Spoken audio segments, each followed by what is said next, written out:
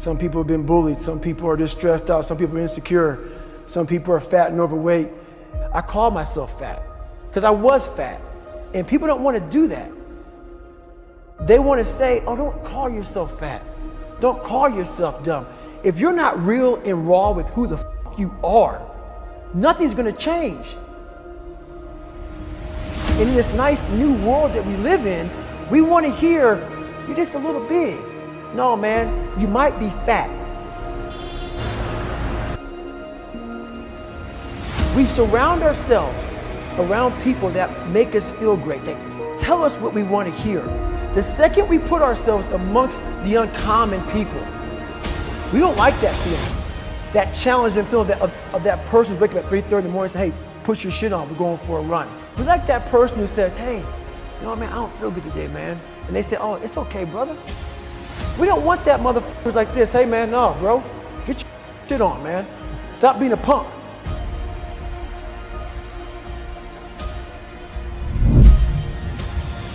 This is all about the quitting mind. So what's the quitting mind? So let's say it's day one of a job interview. We all know what it feels like. You have your clothes laid out. You got your food ready to go in the morning. You've been preparing for weeks and weeks and weeks. You show up and you bring your best self.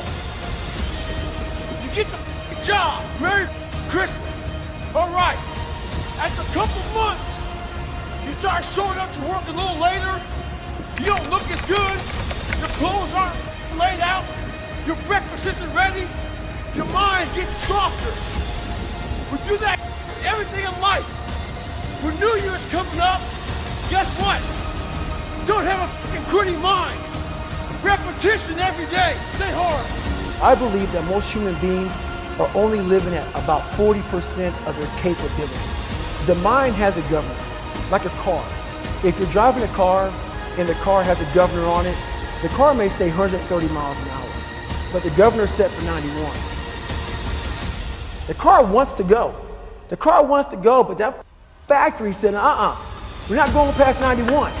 We have a factory, a nice governor in our brain, and it's a survival mechanism. It protects us from pain and suffering. At all times of your life, the mind has a tactical advantage over you. Why is that? It knows what you're afraid of. It knows your insecurities. It knows your deep, dark lies. And it starts to push you away from that. It pushes you in a direction that is comfortable. The mind controls everything. You get to 40%, your brain says, we're done. Let's roll, man. This is starting to get painful. This is uncomfortable. So you sit down. You have to figure out ways, and everybody's different. That's how the book kind of talks about, like we all have these things about, 5 steps to this and 4 steps to this. It's a lot more than that. That's all bullshit. It's a practice that you have to, it's a habit. So if you know that at 40%, I'm feeling pain. At 40% I'm feeling pain. That's where the 40% rule kicks in. Now it starts. Okay, I'm feeling pain. My mind's saying all to me. It's saying get out of here, run, flee. The fight or flight kicks in. Okay, we're done. We're not good enough. It starts telling you all these things. You start to believe it because the mind controls all. This is the time where you have to gain control back of your mind. It's okay. Let me see if I can go 45%. And once you start giving yourself more and more hope and start realizing, okay, the mind starts to be, okay, what are you doing? We're supposed to be going right and you're going left. You start then controlling your mind. Start finding more in yourself, and then it goes from 40% to a lot further than that. But that's the start of it though. Get to the spot where your mind is saying stop. Wherever that is, you gotta get there first. And then that's when that starts to work for you. You gotta control yourself in that moment. Well, it's that time of year again, we start to feel real happy. Why? Because we're not going to work. If you believe in Santa Claus and you celebrate Christmas, you're looking forward to Santa Claus coming down the chimney, giving you some presents. It's a real good time of year. So in that good time of year, we start to feel real good about ourselves. Start to feel great. So we start making promises to ourselves about, hey, I'm gonna lose some weight. I'm gonna do better in school. I'm gonna be better here, be better there. But guess what happens? The real Merry Christmas happens when all of that noise is gone. It's quiet. And it's you against you. And now all those endorphins are gone.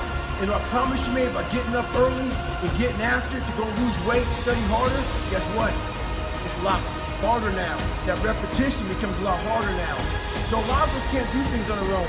So find somebody in your life. So when you throw that towel in, they throw that motherfucker back at you and say you're not done yet.